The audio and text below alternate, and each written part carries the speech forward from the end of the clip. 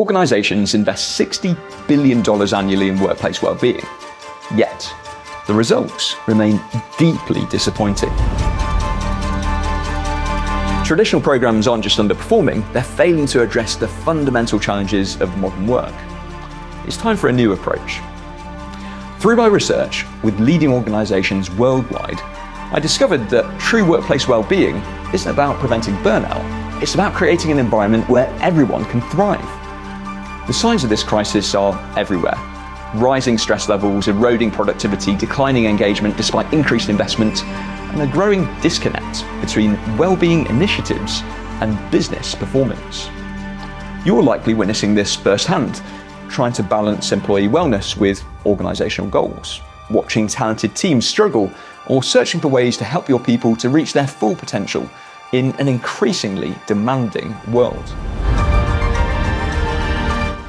Well, I'm convinced from my work and research over nearly 2 decades now that we need to approach knowledge work, that's work where we think for a living, as a cognitive endurance activity. In practice, this means that we can apply some very similar principles that I used to apply in the context of athletic performance to endurance athletes in the context of knowledge work. It begins with deliberate effort. This means not leaving how we deploy effort to chance. It means having a clear structure for intensity and duration. Secondly, again, perhaps most importantly, we need proactive recovery. It's about so much more than just removing demands. It's about intentional rest and restoring energy. And I've seen consistently that if you combine deliberate effort with proactive recovery, it forms the basis for sustainable high performance. And in this case, it means that we can improve well-being as well as support business success.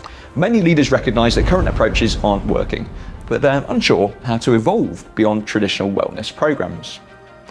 Drawing from science-led research in some of the world's most demanding organisations, I've developed a new framework for building what I call the Regenerative Workplace. This isn't just another wellbeing initiative, it's a comprehensive approach that enhances engagement, unlocks creativity, and drives measurable business growth. If this future really evolves as we anticipate it might, could we invest some of that extra time in periods of deliberate focus, proactive rest, and adequate sleep?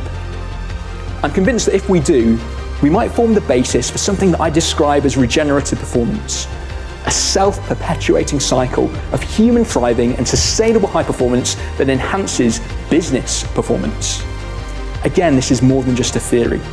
Organisations investing in people and performance rather than one or the other achieve 30% higher revenue growth.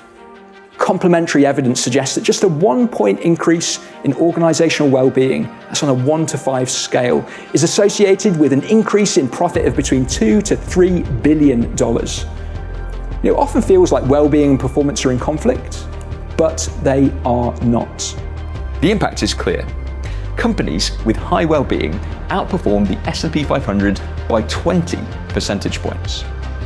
In this keynote, you'll discover proven strategies to transform your workplace from a source of stress to a catalyst for growth. You'll learn how to build regenerative teams that don't just survive challenges, but emerge stronger, and identify key areas where small changes can unlock remarkable improvements in both well-being and performance. Together, we'll explore how to create an environment where every team member can reach their full potential while driving sustainable business success.